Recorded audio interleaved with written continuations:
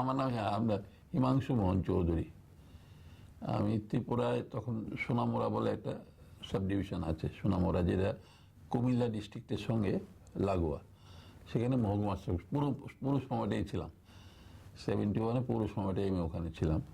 তো সেখানে আপনার মার্চ এন্ড থেকেই অল্প অল্প করে শুরু হয়ে গেছে। মার্চ এন্ড এপ্রিলের ফার্স্ট উইক থেকে ধরুন মার্চ এন্ডে অল্প অল্প শরণার্থী আসা শুরু হয়ে গেছে। খুব বেশি করে আসতে শুরু করলো, মানে মাসিভ ইনফ্লাক্স হয়েছে জুন মাসের পর থেকে, জুন জুলাই ওই সময়।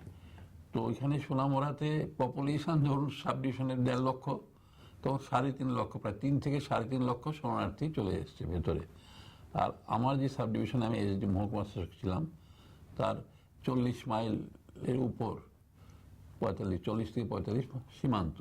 সীমান্ত মানে ওই তখনকার পূর্ব পাকিস্তান, এখানে বাংলা ইয়ের সঙ্গে ছিল। আর উল্টো দিকে আমাদের ময়নামতি, যেটা ডিভিশনাল হেডকোয়ার্টার, ক্যান্টনমেন্ট, ওটা একবারে 6 কিলোমিটারের মধ্যে সোনামুড়া থেকে। যার ফলে সোনামুড়াটা খুব এফেক্টেড হয়েছে দুই দিকে। একে তো আপনার শরণার্থী আসার জন্য আমাদের জায়গা কম ছিল, কিন্তু স্কুল টুলগুলো খুলিয়ে দিয়ে তারপর আপনার পরে তাদের শরণার্থী শিবির তৈরি করা হয়েছে।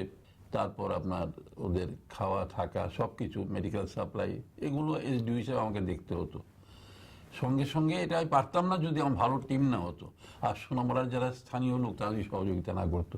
সোনামুড়া দারুণ সহযোগিতা করেছে সোনামুড়ার স্থানীয় অধিবাসী, যা কিছু কৃতিত্ব ওদেরই প্রাপ্য। কারণ ওরা এই যে যতটা লোক ছিল তার চেয়ে দ্বিগুণের বেশি এসে গেছে। তাদের ওরা যা সীমিত ক্ষমতা ছিল তার মধ্যে ইনিশিয়ালি প্রাথমিকভাবে তারাই সাহায্য করেছে। পরে গভর্নমেন্টে হেল্প এসছে, ইউনিসেফ থেকে এসছে, ইউনাইটেড নেশনস থেকে এসছে, কম্বল এসছে। আর যারা এসছে তাদের আপনার অকথ্য অত্যাচার হয়েছে। এটা কোনো দুই সম্প্রদায়ের মধ্যেই, হিন্দুদের মধ্যে সবাই হিন্দু মুসলমান তারা নির্বিশেষে ওখানে ভেতরে এসছে। তারা এসে কেউ কেউ বাড়িতে, যারা স্থানীয় অধিবাসী, কেন বলছি ওদের কৃতিত্ব, ওদের বাড়িতেও ছিল অনেক লোক অনেক দিন। আর ক্যাম্প হওয়ার আগে, ক্যাম্প তৈরি করতে সময় তো লাগে, ওরা ওখানে ছিল। তারপর আপনার স্কুল দিয়েছে, ওখানে খিচুড়ি রান্না করে করতো। তো এই 9 মাসে তখন কিন্তু এইদিকে কিন্তু ময়নামতির সঙ্গে থাকাতে ইস্ট পাকিস্তান রাইফেলস এবং আপনার আর্মির এই পুরো বর্ডারটাতে তাদের ছিল, বর্ডার আউটপোস্ট ছিল। এবং ময়নামতি থেকে ওরা সঙ্গে তাড়াতাড়ি 6-7 কিলোমিটার, তো তাই চলে আসতো বর্ডারটা। সোনামুড়া শহরের সঙ্গেই কিন্তু বর্ডারটা গেছে। খুব এফেক্টেড সেলিং হয়েছে, এবং জুন থেকে ডিসেম্বর অবধি প্রচণ্ড সেলিং হয়েছে। সোনামুড়াতে প্রায় 100 লোকের বেশি মারা গেছে, শরণার্থী শিবিরও লোক মারা গেছে। মুক্তি বাহিনীর অনেকগুলো ক্যাম্প ট্রেনিং আমাদের করাতে হয়েছে, অনেকগুলো ভেতরেই ছিল, একটু ভেতরে, বর্ডার থেকে রাখা যায় না, বর্ডার রাখা যায় না, তো ওদের হয়, ওদের উপরে একটু ভেতরে 4-5-10 কিলোমিটার 15 কিলোমিটার ভেতরে সাব ডিভিশনের মধ্যেই করা হয়েছে। ওরা ট্রেনিং নিয়ে ওই ছোট ছোট ব্যাচে ওরা ভেতরে ঢুকতো।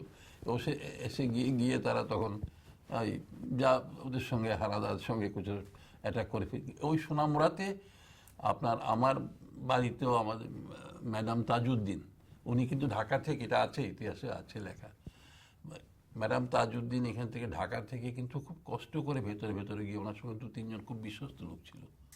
উনি, আমার মনে আছে, বোরখা পরে গায়ে আলকাতরা করে দিয়ে ছাই, 4-5 দিনে উনি তখন নৌকা দিয়ে বাড়িতে, আমাকে একটা খবর আসলো আওয়ামী লীগের একটা খুব টপ বড় লিডার একজন বললো যে আপনার একজন বড় অতিথি আসবে আপনার এখানে রাত্রিবেলা, আপনি যদি রিসিভ করতে পারেন। আমি নিশ্চয়ই করবো।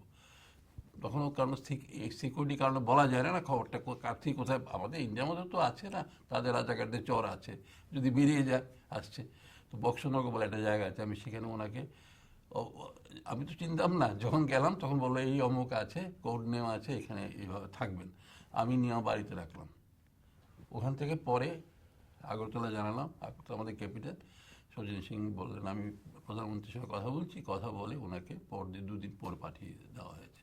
তো ওনাকে জিজ্ঞেস করলাম, বলে দেখুন আমি জীবন বিপন্ন করে আমার মেয়েদের নিয়ে এসেছি, আমার মনে আছে একজন মেয়ে, হ্যাঁ 2জনকে নিয়ে এসছে উনি। আমি বলি এই যদি বলে আমাকে চিনে ফেলতো, আমার তো চিনে ফেললে তো আমার কত কী না বিপদ হতে পারতো। বলছে আমি এইভাবে নিয়ে এসছি, এবং সঙ্গে 3-4 জন বিশ্বস্ত লোক। ওই নিয়ে খুব 4-5 দিন খুব কষ্ট করে হেঁটে, পায়ে ফোসকা পড়ে গেছে হেঁটে, উনি এইভাবে এসে প্রথম prime minister in exile, Tajuddin সাহেব তখন কলকাতা, তখন প্রভিশনাল গভর্নমেন্ট আমার মনে আছে চালু হয়েছে, তো উনি ওখানে থাকাটা সেফ না, তো উনি এসেছেন। আমার এখানে খালেদ মুশারফ ছিলেন, ওই খালেদ মুশারফের সঙ্গে আমার খুব ঘনিষ্ঠ সম্পর্ক ছিল। উনি আমার বাড়িতে প্রায় আসতেন, আর 8 কিলোমিটার দূরে একটা মেলাঘর বলে একটা জায়গা আছে, সেই জায়গাটার ভেতরে একটা ইউথ হোস্টেল আছে বড়, ওইটা আমাকে একটু আলাদা করে দেবেন, আমি অন্য মুক্তি ফৌজের অন্য ট্রেনিংয়ের সঙ্গে থাকবো না, আমি আমার ওনার সঙ্গে আরও মেজর টেজর অনেক যারা পাকিস্তানি ইয়ে থেকে আর্মি থেকে ডিফেক্ট করেছে যারা, তারাও গিয়ে ওখানে ছিল। তো উনি ওখান থেকে অপারেশন স্ট্র্যাটেজিগুলো করতেন। তাছাড়া সোনামুড়া সাব ডিভিশনের মধ্যে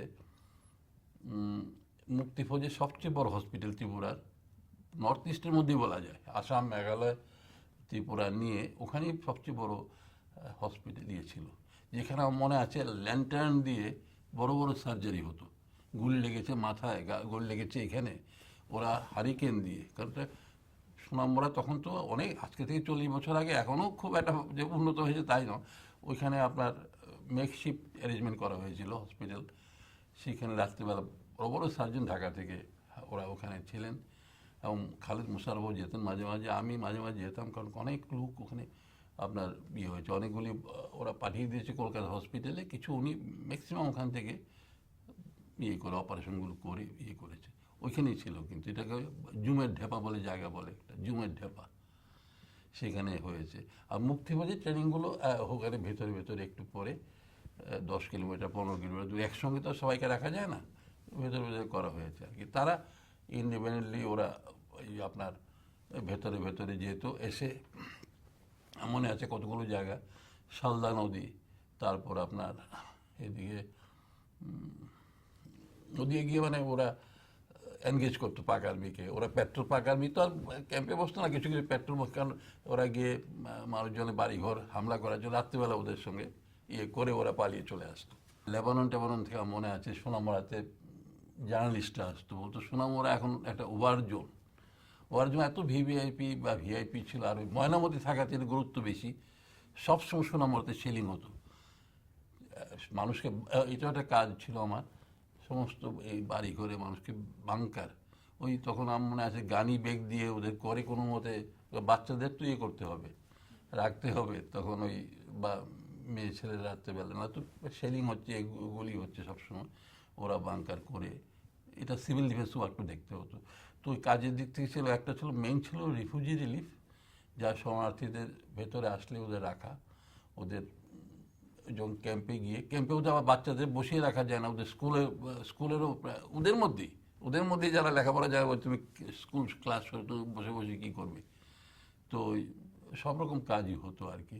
কিছু যারা নাকি অন্য আছে মোরাল এডুকেশন দেওয়া, ওদের সমস্ত কিছু, শুধু আমার মনে হয় সোনামুড়া, এবং ওই কাজে আমাকে কয়েকজন অফিসার খুব ভালো সাহায্য করেছে।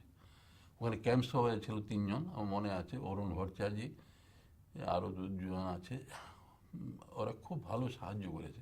আর আমার একজন সেকেন্ড ইন কমান্ড যিনি ছিলেন পৃথ্বীশ ভট্টাচার্য, উনি দারুণ সাহায্য, যদি টিম ওয়ার্কটা না হতো তাহলে কিন্তু এই পুরো একটা সাব ডিভিশনে যা কতটুক ইয়ে থাকে, লজিস্টিক কতটুক থাকে, রিসোর্সেস কী থাকে, তাহলে কাজ করা সম্ভব হতো না।